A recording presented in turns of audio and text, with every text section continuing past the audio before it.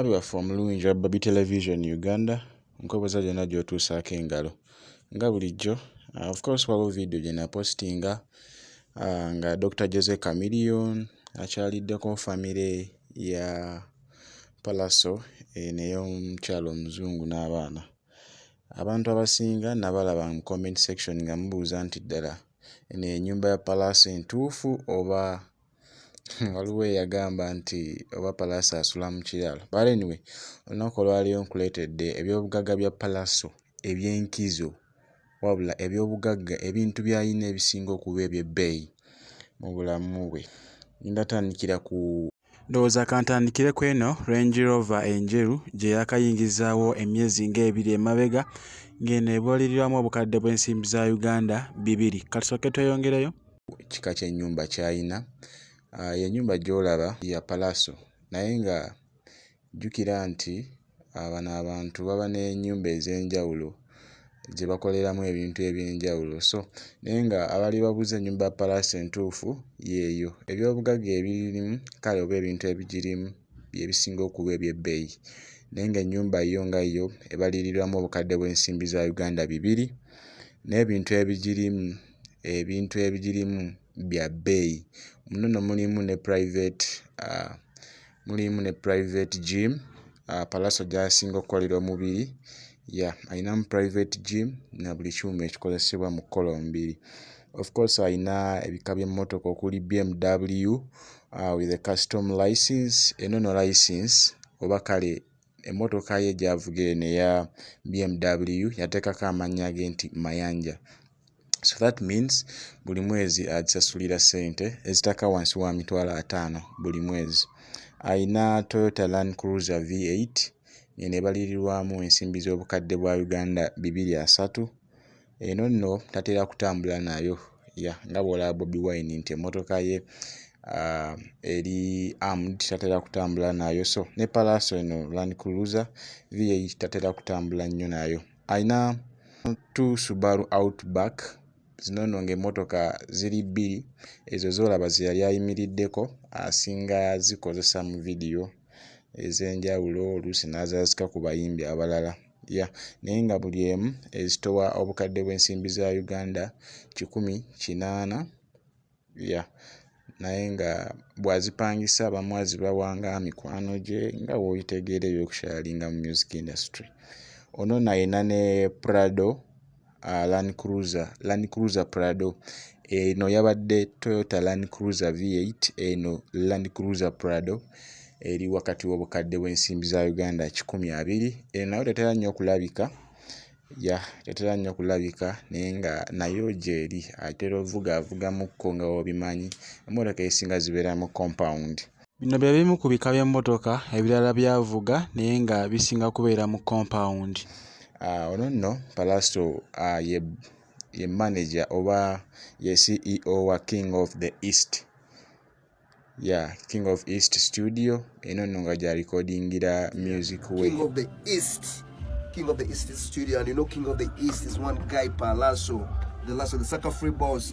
Just know we have the best studio right about now in Uganda. We're gonna be kinging omuziki tugenda kukuba wa magezi na chi nalo baraga mani. Eno studio yagituuza mwana mulenzi Hash Beats era nga tune ezisinga zonna yazimukolera. Nga bw'owulira ennyimba ze ezisinga zisooka na Hash Beats ye producer we gwe yatuuza mu eno studio.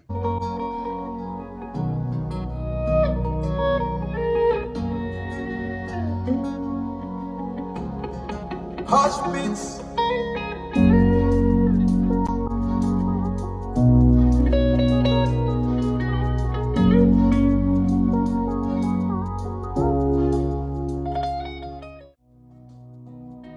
Eno studio ebyuma ebirimu saako n'ekifo mweri bizitowa kadde bw'ensimbi za Uganda 80. So tobuuse maaso eyo nayo studio mwe muva waaka ate amukolera ssente empitirivu z'otamanyi na kumanya. Pallaso ono ye brand ambassador wa Ham mobile application nga deal eno agiruddeko ebbanga actually ndowooza kuva 2011 nga ye brand ambassador wa Ham mobile application. Eno nno application ya mugagga Kigundu Hamis Kigundu oyo gwe mumanyi nga omu ku bagagga abasinga okuba ne ssente mu ggwanga Uganda. Eno deal Pallaso kigambibwa nti buli mwezi agiryako essente ezitaka w'ensimbi za Uganda obukadde 200 buli mwezi. Kati bw'ozigattigattamu omwaka ekyamazima akasajja kagagga nnyo. Pallaso ye CEO wa Team Good Music, yadde nga ye muyimbi asoundinga oba yawulikika mu Team Good Music. Jjukira nti Team Good Music waliyo actually n'abayimbi abapya. Waliwo omwana muwala gwe yakasayininga awo yadde tannajja nnyo ku siini naye nga just no Team Good Music erimu abayimbi bangi. N'ekirala nti recently Kabaka yasiima ku birthday ya Kabaka esembyeyo.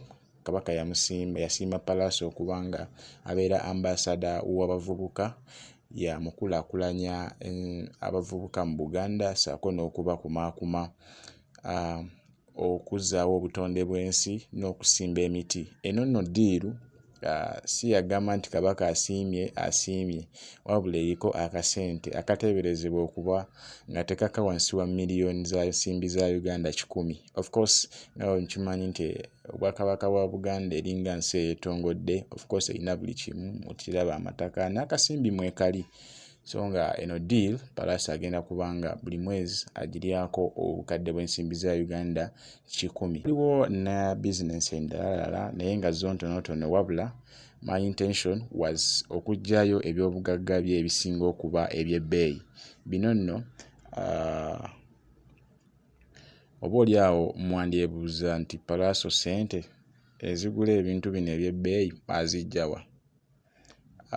Nga we nagambyeko mu kusooka nti Pallaso ye brand ambassador wa Ham mobile application ate ng'ono Ham nagagga. Eno deal nagambye nti agiryako obukadde bw'ensimbi za Uganda 200. N'ekyokubiri nti Pallaso omuleeta ku stage okuyimbira ennyimba ze 2-3 wezityo, obukadde bw'ensimbi za Uganda bulina okuba nga tebukka wansi wa 10 okuleeta Pallaso ku stage. Ndowooza ezo ssente bw'ozikuwasaganyaamu n'ozigattagatta naawe osobola okulaba nti kituufu akasajja kagagga nnyo. Jjukira nti waliwo omuntu n'ebintu oba oli awo byatalaga mu lujjudde wabula n'abyesigaliza ng'omuntu, naye nga ebyo bye bimu ku bintu ebisinga okuba eby'ebbeeyi mwana mulenzi Pallaso by'ayina.